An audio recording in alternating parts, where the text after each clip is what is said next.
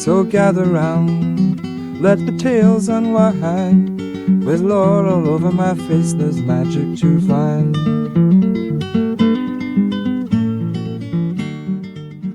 Ladies and gentlemen, welcome back to Lore All Over My Face. It is I, your daddy of lore, and today we dive headfirst into the origin story of the original Mountain Man. Remember episode 16, we explored the big picture of Frontier expansion and who the Mountain Men were? Well, in this episode, we're going to meet the guy who made this whole thing possible, John Colter, the man who walked alone and the man who blazed the path. Anyway, this is the story of America's first extreme outdoor enthusiast, a man who survived impossible odds, discovered natural wonders that sounded like fairy tales, and came back with stories so strange that civilized people refused to believe them. His adventure shaped how we understand the American West, and his legendary escape from death became the template for every wilderness survival story that followed. So, we're going to dive in here. This is part one of a two-parter. We got some great stories, and here we go. Forged by the Frontier, early life, 1774 to 1803. John Colter entered the world in 1774 in Frontier, Virginia, from his mother's Virginia. It's not funny. Where survival wasn't a hobby, but a daily requirement.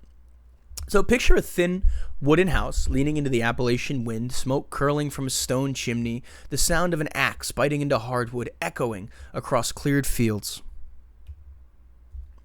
Why does this setting matter? Because Frontier Virginia in the 1770s wasn't just rural. It was the bleeding edge of colonial civilization. Beyond your doorstep lay thousands of miles of unmapped wilderness, populated by animals that could kill you and people who might not welcome your presence.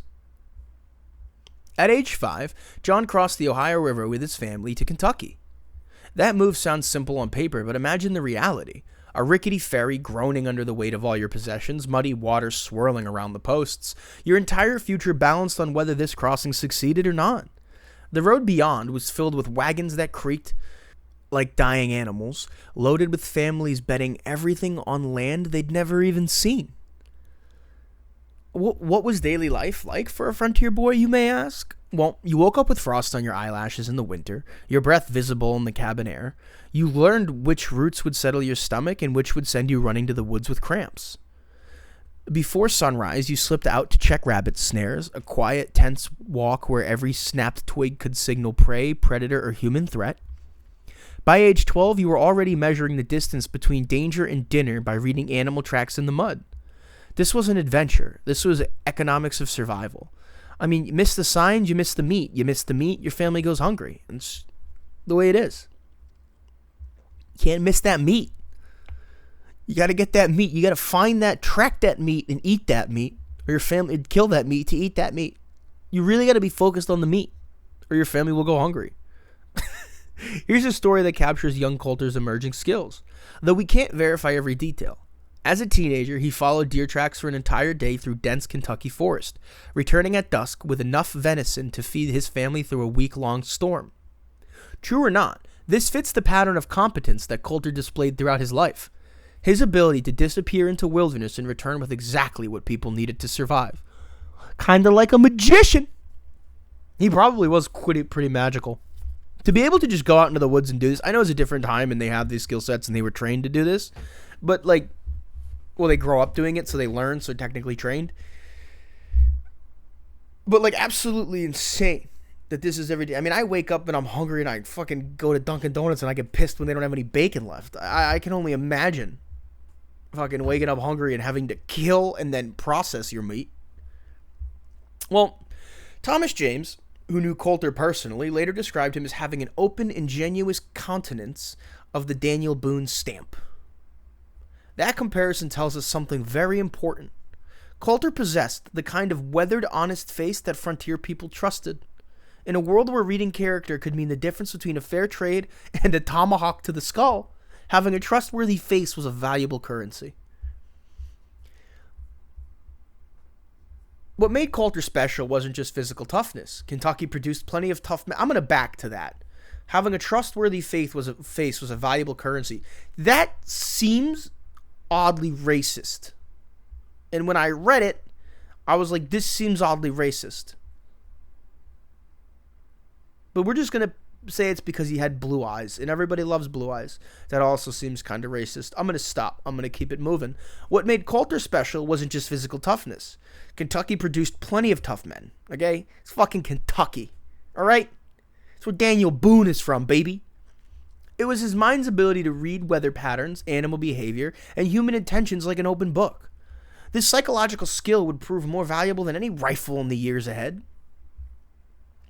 You know, modern kids earn merit badges for fucking camping with the language. We're trying not to swear anymore. Modern kids earn merit badges for their camping. But, you know, Colter's merit badge is basically just keeping his entire family alive throughout the winter. When I have children, if my son says, Daddy, I got a badge for camping, I'm like, John Colter fed his family at your age, you useless little camper.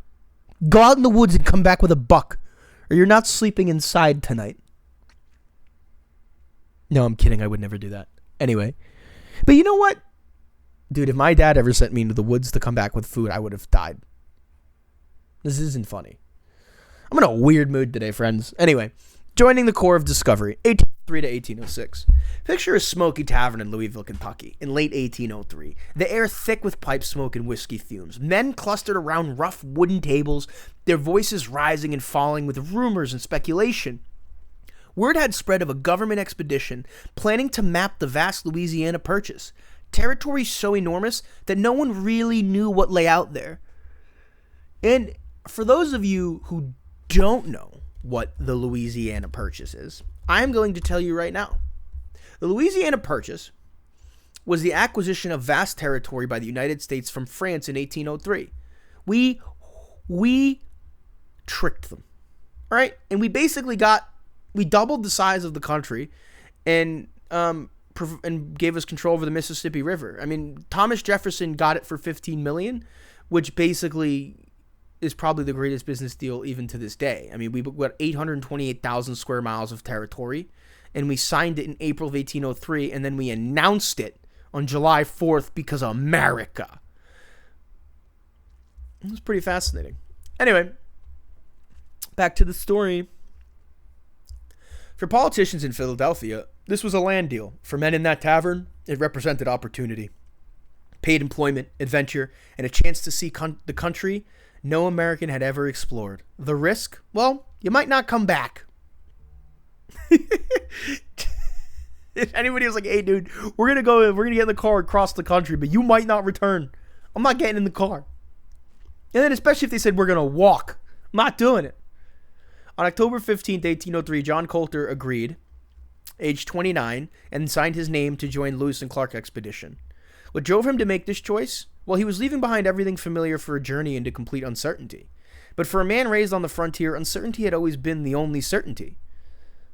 At least this time, he'd be paid for facing it. Colter almost Sorry, I can't speak English. Sometimes I get really excited and I jump the line. Colter almost ruined his chances before the expedition even began. He and 3 other men slipped away from camp to drink whiskey in town, a serious breach of military discipline. Later, he threatened Sergeant Ordway during a confrontation. Now, I'm going to pause the story real quick so we can dive into this because this story is kind of cool. Here we go. Early in the Corps of Discovery's trip, while Lewis and Clark were away and Sergeant John Ordway was left in charge at Camp Dubois, discipline among the new recruits unraveled. One night in late March 1804, a fight in a drunken row escalated so far that Privates John Colter and, in some accounts, his cousin John Shields openly threatened Ordway's life. One journal line even records a man loading his gun and saying he would shoot S.O.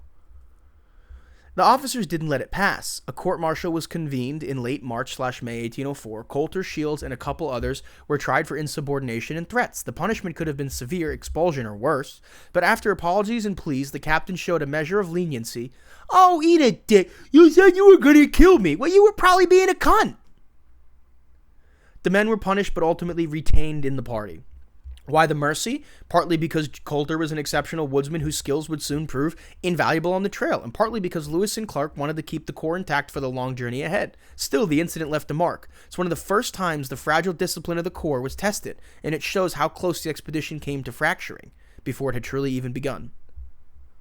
So, some primary source entries abbreviate names like CO, So historians debate whether every reference is Colter or another man, like maybe Collins. But the basic reliable story is kind of clear. A near fatal threat was made against Ordway, a court-martial followed, and Colter was punished, yet kept. And that's a sign of both his volatility and his undeniable usefulness. So if you're super useful, you can try to kill a captain. No, you can't. Don't ever do that. Anyway, either offense should have gotten him kicked off the expedition, but it didn't. Why did Lewis give him a second chance? When you're about to cross 2,000 miles of unmapped wilderness, practical skills matter more than perfect behavior. Lewis had already observed that Colter could hunt successfully, navigate difficult terrain, and handle himself in dangerous situations. A man who could bring back meat and scout unknown territory was kind of worth forgiving. That's like not having a team, but your wide receiver is the best goddamn receiver you have, and he shows up drunk, so you just let him play. I don't think that's a good example, but whatever. Here's what the expedition life looked like. You wake up before dawn in a camp that smells of wood smoke, unwashed bodies, ill, and whatever game you managed to kill yesterday. Some men cough with dysentery. Okay, terrible. Others groan with infected cuts or twisted ankles. Oh no. This sounds awful. While most prepare for the day's march, men like Colter strap on their gear and disappear into the wilderness alone, carrying the entire expedition's hope for fresh meat and safe passage. The expedition journals mention Colter more than 200 times, mostly for hunting and reconnaissance work. This wasn't casual mention, though. It represented life or death importance. When the Corps ran dangerously low on food, Colter would vanish into the forest and return with elk, deer, or buffalo, literally saving the expedition from starvation. This guy was their lifeline. This is the importance of John Colter. It cannot be understated. Now, what kind of psychology does this require? So imagine being the person everyone depends on when things go wrong. The pressure would crush some men, but Colter seemed to thrive on it. He learned that competence earned tolerance. A reckless man could still be valuable if he was right when it mattered most. He's kind of that reliable friend who actually shows up when you need help moving, except instead of moving furniture, he was kind of just preventing everyone from starving to death. So think of him more like an angel that appears when you're really hungry. Diplomacy on the trail. The Flathead encounter. So this story reveals the most underappreciated skill that Colter had, and that was reading people under pressure. So let's picture the scene. Colter rides alone through the Bitterroot Valley's high mountain pass. The air is thin enough to make your lungs work harder, and your horse's breath fogs in white puffs. Suddenly, he encounters 3 Flathead warriors pursuing horse thieves who had raided their camp. These weren't casual travelers. Their eyes carried the focused intensity of a men on a blood hunt, seeking justice for a crime that threatened their people's survival. In frontier economics, horses weren't transportation. They were life itself, meaning whether you could hunt buffalo, escape enemies, or survive winter. Colter had options. He could have drawn his rifle and tried to intimidate them. He could have spurred his horse and attempted to escape. Instead, he chose the most dangerous option. He tried to communicate. Using hand gestures, calm body language, and small gifts, Colter conveyed respect rather than fear. So, I think from a lot of the stuff I've read and a lot of the videos I've watched, the Native American warriors and you had a better chance of surviving if you showed respect than you showed fear. If you showed that you were terrified and you were scared, they were less likely to have mercy on you. And I'm not entirely sure why. I think it was just their culture. They respect men who stand there and stand their ground. If you're going to die a warrior, you're going to die a warrior. You're going to die like a man. And that's my understanding of it. If I'm wrong, I don't think I am, but I could be. But anyway. Actually, I think that's important to look up. Hold on one second. All right, so this is the answer. Reputation equals power. A warrior's standing, bravery, skill, and fairness brought allies, marriage prospects, and leadership. Respect secured long-term influence. Fear can be fleeting. Deterrence through honor. A reputation for measured strength and reliable retaliation deterred aggression without burning bridges the group needed for trade or marriage. Rules and ritual warfare was often ritualized, counting coup, prestige taking. Bravery shown in the right way earned respect. So that's good. And if you were fear, you would just kind of provoke them because then they're not going to respect you. So if you show them respect, they'll show you respect. So on the plains, warrior truth's currency wasn't actually fear, it was respect. So if you can earn respect, you can buy allies, marriage, leadership, and a place remembered in song. Scare someone and you might win a battle, but, you'd lose people. Interesting. Anyway, let's keep it moving. So, using hand gestures and calm body language and small gifts, Colter conveyed respect rather than fear. Why did this work? Because the Flathead warriors could read him just as clearly as he was reading them. They saw a man who wasn't performing weakness or trying to trick them, but showing genuine diplomatic courtesy. Here's the human detail that makes this story remarkable. One young Flathead warrior kept glancing at the Corps' rifles, weapons that represented a shift in regional power dynamics. Colter noticed these glances and offered to trade some tallow and metal goods. The warrior's expression softened. The tension broke. Instead of continuing their pursuit, the Flatheads agreed to guide the Corps through dangerous territory. This wasn't luck. It was sophisticated cultural intelligence. Colter understood that violence would create enemies, while respect could create allies. In a landscape where survival often depended on local knowledge and safe passage, making friends was more valuable than making threats. And even today in life, if someone comes at you angry with heat, if you could turn that person into a friend, I mean, that's better than fighting them. Sometimes the deadliest weapon in your arsenal is actually listening to people. Who would have thunk? Somebody tell my girlfriend that I need to listen more. No, she already knows that. Spirit Mound investigation. On August 25th, 1804, Lewis dispatched Colter to investigate Spirit Mound, a hilltop low. This guy, he dispatched him. He's literally like their award-winning, like in Troy when they send Brad Pitt and they're like, "Bring me Achilles," and he comes and he fights that monster dude, and they send that boy to go get him. This is him. He's Achilles. Oh, look, there's a spirit mound. Send Colter. Jonathan, please go look at the spirit mound, Jonathan. A hilltop local Omaha and Sioux tribes described as inhabited by little people, 18-inch tall beings who killed anyone who approached. What? I looked it up, and the little people were prairie dogs. So, I'm just saying, I bet you I could probably, if I was swarmed by prairie dogs, I'd probably beat up like 15 of them before I got taken out. So, why would indigenous people create such stories about a simple hill? Oh, God. Excuse me, I just hiccuped. Why would indigenous people create such stories about a simple hill? The answer reveals sophisticated oral traditions serving multiple purposes. These weren't random superstitions, but encoded information systems. Stories about dangerous little people served as territorial markers, warning outsiders that this land held special significance. Approaching carelessly could mean trespassing on sacred ground or entering politically contested territory, both potentially fatal mistakes. The little people weren't monsters, but metaphors for very real social and spiritual boundaries. Colter walked 9 miles under brutal August sun and found an ordinary-looking hill covered with prairie dog burrows.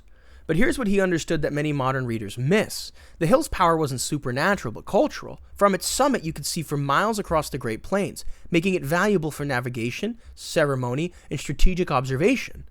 Why did Colter's investigation matter to the expedition? Because it demonstrated respect for indigenous knowledge while gathering intelligence about the landscape ahead. Rather than dismissing tribal stories as primitive superstition, the Corps treated them as information that required verification. A surprisingly sophisticated approach to cross-cultural communication. I mean, shit, I'll say. We don't do that today. The prairie dogs he observed weren't just interesting wildlife. They were ecosystem engineers whose burrow systems indicated soil quality, water availability, and seasonal migration patterns that could affect the expedition's route planning. Everything in this landscape carried practical significance for survival. He basically became the first guy fact-checking local legends. Think like Expedition X on steroids. And found out that they were actually more accurate than anyone expected. Hungry Creek near-death experience. June 18th, 1806, Colter and his horse tumbled into Hungry Creek and were swept downstream among sharp rocks. Lewis noted in his journal that Colter escaped with his gun intact. It's all good, he's got his gun. Nobody worry, he's got his gun. That single sentence conceals a terrifying ordeal. Picture freezing mountain water hitting you like a liquid avalanche, immediately soaking your clothes and boots, adding deadly weight as the current drags you downstream. Sharp rocks tear at your skin while the horse thrashes beside you in a panic. Your rifle, worth more than gold in the wilderness, threatens to slip from your numbing fingers. Why did Colter prioritized saving his gun over anything else? Because in frontier economics, a rifle represented the difference between eating and starving, between defending yourself and dying helplessly. A man without a gun was a dead man walking in grisly and hostile territory ahead. The creek's name, Hungry Creek, wasn't poetic license, but brutal accuracy. This was a place where the expedition had nearly starved, where game was scarce and the terrain was so difficult that even experienced hunters struggled to find food. Losing essential equipment here could doom not just Colter, but potentially the entire Corps. What does it take mentally to maintain focus during a life-threatening emergency? Colter's decision to protect his rifle while tumbling through rapids reveals trained instincts. The ability to prioritize long-term survival over immediate comfort. This wasn't heroic posturing, but practical calculation honed by years of frontier experience. We often imagine heroicism as dramatic gestures, but sometimes it's simply refusing to let go of a tool that will keep you alive tomorrow. That stubborn grip on a rifle while drowning represents unglamorous reality of the wilderness survival. Rifle first, dignity second. That's kind of the unofficial motto of staying alive in 1806, it seems. The unprecedented departure, August 1806. After 28 months of mapping continental wilderness, Colter made a request that stunned his commanding officers. He wanted to leave the expedition early to become a fur trapper. Hey guys, this has been great. I want to do something else. That's literally like any job you ever leave even today. Request stunned his commanding officers. I want to leave. It's like your bosses are stunned that you want to. I'm fucking carrying everybody else's workload. I'm tired of it. I'm going to go do some shit for myself. What do you mean? We couldn't even see this coming. I do everything. You're shocked? He encountered trappers Hancock and Dixon, who painted an enticing picture of the fur trade's economic possibilities. A single high-quality beaver pelt could sell, remember we cover this, for enough money to feed a man for months. The math was tempting. If you were skilled enough to survive alone in the wilderness, you could potentially earn more in one season than most men made in years. Now, why did Lewis and Clark grant his extraordinary request? Military expeditions didn't typically release soldiers before completion, especially not their most valuable scouts. But they recognized Colter's exceptional service and believed his wilderness skills give him a legitimate chance at success. Look, this guy's fucking good at it. If Tommy Two Toes wanted to go, we can't let him go. In good conscience, he'll die out there. But not old Johnny C. So they paid him through October and wished him well. Imagine if you could leave every job that easily, instead of your boss deciding all of a sudden that you're the world's biggest piece of trash and talking trash about you to everybody. There's a massive bug on my screen right now. I do not like this. Clark's journal described the favor as extraordinary. Military understatement for an unprecedented decision. This wasn't casual generosity, but a calculated vote of confidence. The captains were essentially saying, we think you're skilled enough to succeed where most men would die. Go ahead and do it. What was Colter's psychological state at this moment? After more than 2 years following orders and sharing decisions with a group, he was choosing radical independence. The wilderness that had been a workplace would now become both home and business. Success would depend entirely on his ability to read weather, animals, and people, with no backup if he guessed wrong. This decision reveals something crucial about Colter's character. He wasn't just comfortable with risk. He was attracted to situations where his skills would be tested to their limits. The expedition had been dangerous, but supported. Trapping would be dangerous and completely solitary. He basically just quit his job to become a freelance wilderness consultant. In an economy where your office might try to eat you. I mean, that's terrifying. Solo survival and the Lisa encounter. Ooh, who's Lisa? 1806 to 1807. After a falling out with Hancock and Dixon, details have been lost to history. I'm just going to go ahead and say it was Dixon and Hancock's fault. Colter was definitely he definitely knew what he was talking about, and they just weren't listening. I'm biased, though. Colter spent an entire winter alone in the Montana wilderness. Fuck these guys. I'm going into the woods alone. Imagine the psychological reality of months without human conversation. Your daily routine becomes scraping ice for drinking water, checking small trap lines, and maintaining a fire that represents the difference between life and freezing to death. I mean, you sleep in a shelter that holds heat for perhaps 3 hours, and then you have to wake up to rebuild warmth in the pre-dawn darkness. And then repeat for months. This isn't just like wash, rinse, and repeat. This wasn't romantic solitude, but grinding endurance. Every decision, when to move camp, which direction to hunt, whether to risk travel in bad weather, carried life or death consequences. With no one to share the burden of choice, men had broken psychologically under far less isolation. I mean, just think about that movie with Tom Hanks, Castaway. He was talking to a volleyball. Campfire stories from this period claim Colter fought wolves with his bare hands. Slept inside animal carcasses for warmth, and crafted snowshoes the size of small boats. So these are rumors and legends. I mean, we can't verify these specific details, but they fit a pattern of extreme adaptation that solitary wilderness survival would require. So why do such stories arise around figures like Colter? Because the reality of wilderness survival is so alien to civilized experience that people naturally embellish it toward the mythological. I mean, the truth, months of careful and glamorous survival decisions, seems less dramatic than wolf fights, but it's actually far more impressive. It's a lot more difficult, but I would much rather watch a video of somebody fist fighting a wolf than surviving months in the wilderness. Manuel Lisa's trading party, Lisa was not a girl, discovered Colter in 1807 and immediately recruited him as a guide. Lisa was a different kind of entrepreneur, organized, commercially aggressive, and willing to establish permanent trading posts in deep contested territory. For Lisa, Colter represented invaluable human capital, a man who knew roots, tribal relationships, and where to find beaver populations. What was Colter's mental state? After months of isolation, long solitude forces you to think in smaller, more immediate units. One fire, one trap, one night survived. That psychological compression sharpens decision-making, but can make social readjustment difficult. Colter's ability to handle both worlds, solitary and social, marked him as psychologically exceptional. He spent winters as the only human for hundreds of miles, and then joined up with Lisa in his group. So he's basically, he's the case of the world's most extreme social distancing.